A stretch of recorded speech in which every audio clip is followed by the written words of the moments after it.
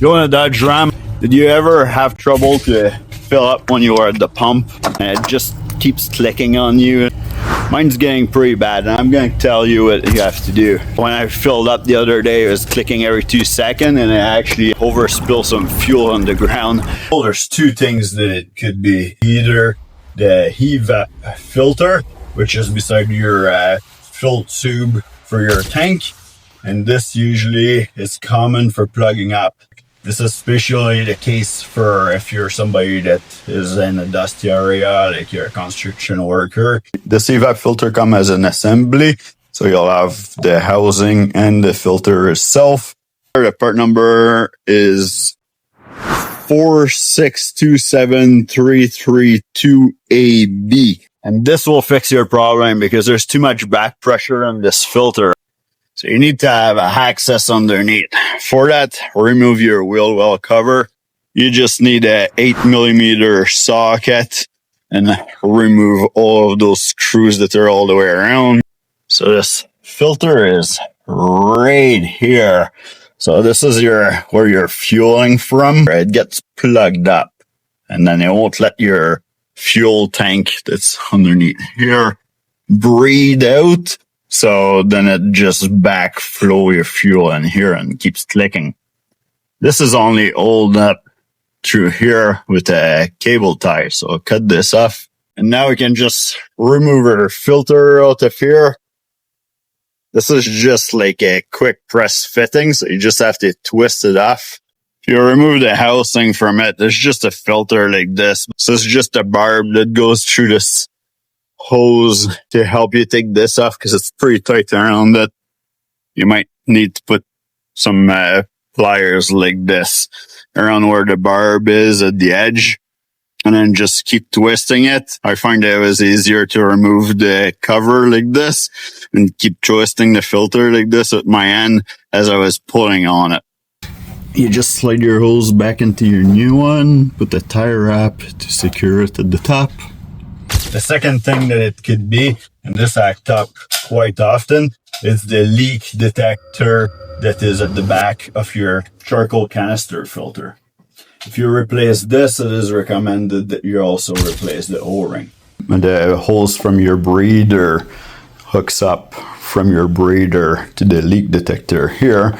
So this one, the part number is 4861959AD, and it's recommended to do the O-ring with it, which is the part number 68321481AA. This is the tab when I'm talking about the tab that you have to press to release it. This is the tab here that we're going to press in, and now we can do an 8 of a turn and release this component out of there.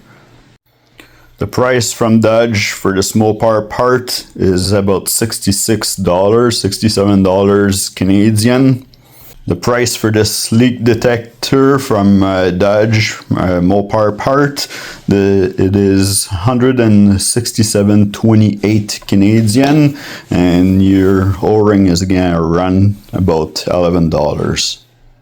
Those are the two most common parts that are going to give you trouble filling up at the tank.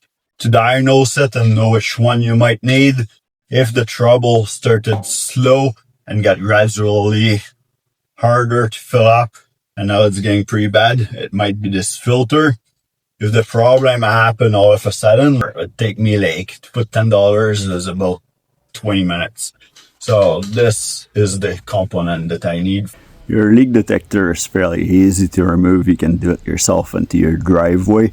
This is on the driver's side by your rear tire. So we have to crawl underneath here, past our spare tire, and on the other side of the diff, you can access it from underneath the truck.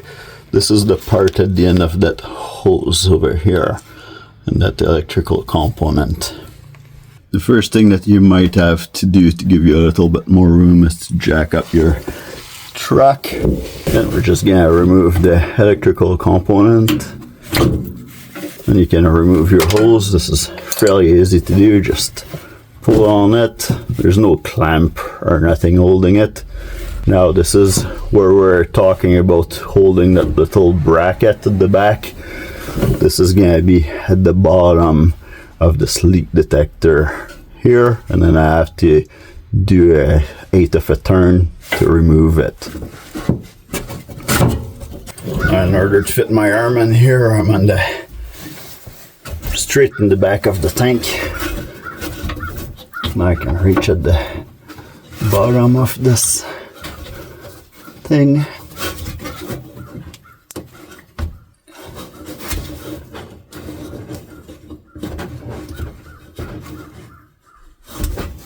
Do the 1/4 turn or 1/8 of a turn, and it comes out. This is the tab here that you have to press down. Now you can see the O-ring sitting right in here.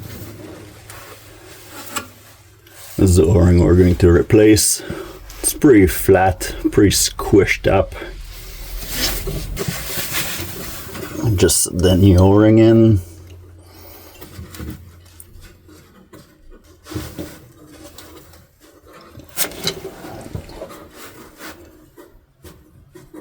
If you want to, you can use a little bit of grease or lube onto the O-ring so that your component is easier to reinstall. It needs to be in this angle like this, kind of 45 degrees, so you can feel it go in, and then I just have to turn it, put it back up straight after.